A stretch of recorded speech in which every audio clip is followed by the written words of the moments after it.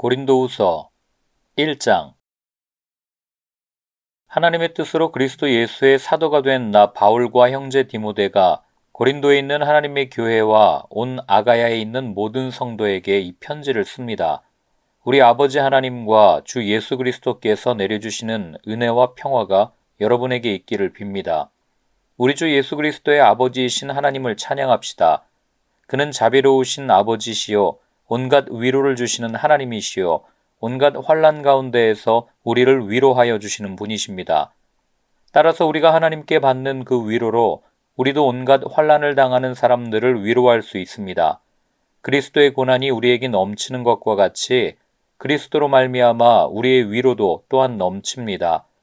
우리가 환난을 당하는 것도 여러분이 위로와 구원을 받게 하려는 것이며 우리가 위로를 받는 것도 여러분이 위로를 받게 하려는 것입니다. 여러분은 이 위로로 우리가 당하는 것과 똑같은 고난을 견뎌냅니다. 우리가 여러분에게 거는 희망은 든든합니다. 여러분이 고난에 동참하는 것과 같이 위로에도 동참하고 있음을 우리는 알고 있습니다. 형제자매 여러분, 우리가 아시아에서 당한 환난을 여러분이 알기를 바랍니다. 우리는 힘에 겹게 너무 짓눌려서 마침내 살 희망마저 잃을 지경에 이르렀습니다. 우리는 이미 죽음을 선고받은 몸이라고 느꼈습니다. 그렇게 된 것은 우리 자신을 의지하지 않고 죽은 사람을 살리시는 하나님을 의지하게 하기 위함이었습니다. 하나님께서는 이렇게 위험한 죽음의 고비에서 우리를 건져주셨고 지금도 건져주십니다. 또 앞으로도 건져주시리라는 희망을 우리는 하나님께 두었습니다. 여러분도 기도로 우리에게 협력하여 주십시오. 많은 사람의 기도로 우리가 받게 된 은총을 두고 많은 사람이 우리 때문에 하나님께 감사를 드리게 될 것입니다. 우리의 자랑거리는 우리의 양심이 또한 증언하는 것이기도 합니다. 그것은 곧 우리가 세상에서 처신할 때에, 특히 여러분을 상대로 처신할 때에 하나님께서 주신 순박함과 진실함으로 행하고 세상의 지혜로 행하지 않고 하나님의 은혜로 행하였다는 사실입니다. 우리는 지금 여러분이 읽고 이해할 수 있는 것만을 써서 보냅니다. 나는 여러분이 그것을 완전히 이해하기를 바랍니다. 여러분이 우리를 이미 부분적으로는 이해했습니다마는 우리 주 예수의 날에는 여러분이 우리의 자랑거리이듯이 우리가 여러분의 자랑거리가 될 것입니다. 이러한 확신이 있으므로 먼저 나는 여러분에게로 가기로 마음을 먹었습니다. 그것은 여러분으로 하여금 두 번 다시 은혜를 받게 하려는 것이었습니다. 나는 여러분에게 들러서 마케도니아로 갔다가 마케도니아에서 다시 여러분에게로 와서 여러분의 도움을 받아서 유대로 갈 작정이었습니다. 내가 이런 계획을 세운 것이 변덕스러운 일이었겠습니까? 또는 내가 육신의 생각으로 계획을 세우기를 아니요 아니요 하려는 속셈이면서도 예 하고 계획을 세우는 것이겠습니까? 하나님께서는 신실하십니다. 따라서 우리가 여러분에게 하는 말은 예 하면서 동시에 아니요 하는 것은 아닙니다.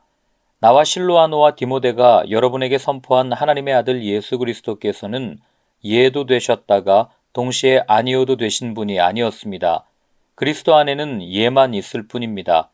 하나님의 모든 약속은 그리스도 안에서 예가 됩니다. 그러므로 그리스도로 말미암아 우리는 아멘 하면서 하나님께 영광을 돌리는 것입니다. 우리를 여러분과 함께 그리스도 안에 튼튼히 서게 하시고 또 우리에게 사명을 맡기신 분은 하나님이십니다. 하나님께서는 또한 우리를 자기의 것이라는 표로 인을 치시고 그 보증으로 우리 마음에 성령을 주셨습니다. 내 목숨을 걸고서 나는 하나님을 증인으로 모시렵니다. 내가 아직 고린도에 가지 않은 것은 여러분을 아끼기 때문입니다. 우리는 여러분의 믿음을 지배하려는 것이 아닙니다. 우리는 여러분이 기쁨을 누리게 하려고 함께 일하는 일꾼일 따름입니다. 여러분은 이미 믿음에 튼튼히 서 있습니다. 2장. 여러분에게 또다시 아픔을 주지 않아야 하겠기에 나는 여러분에게로 가지 않기로 결심하였습니다. 내가 여러분을 마음 아프게 하더라도 나를 기쁘게 해줄 사람은 내가 마음 아프게 하는 그 사람밖에 누가 있겠습니까? 내가 이런 편지를 쓴 것은 내가 거기에 갔을 때에 나를 기쁘게 해야 할 바로 그 사람들에게서 내가 마음 아픈 일을 당하는 일이 없도록 하려는 것이었습니다. 나의 기쁨이 여러분 모두의 기쁨임을 여러분 모두를 두고 나는 확신하였습니다. 나는 몹시 괴로워하며 걱정하는 마음으로 많은 눈물을 흘리면서 여러분에게 그 편지를 썼습니다. 그러나 그것은 여러분을 마음 아프게 하려고 한 것이 아니라 여러분을 내가 얼마나 극진히 사랑하고 있는지를 알려주려고 한 것이었습니다. 누가 마음을 아프게 하였다면 실은 나를 마음 아프게 한 것이 아니라 과장하지 않고 말해서 어느 정도는 여러분 모두를 마음 아프게 한 것이라 하겠습니다. 여러분 대다수는 그러한 사람에게 이미 충분한 벌을 내렸습니다. 그러니 여러분은 도리어 그를 용서해 주고 위로해 주어야 합니다.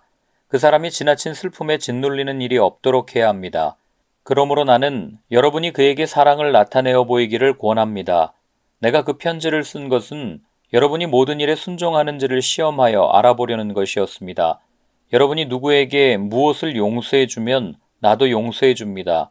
내가 용서한 경우가 있다면 그것은 그리스도 앞에서 여러분을 위하여 용서한 것입니다.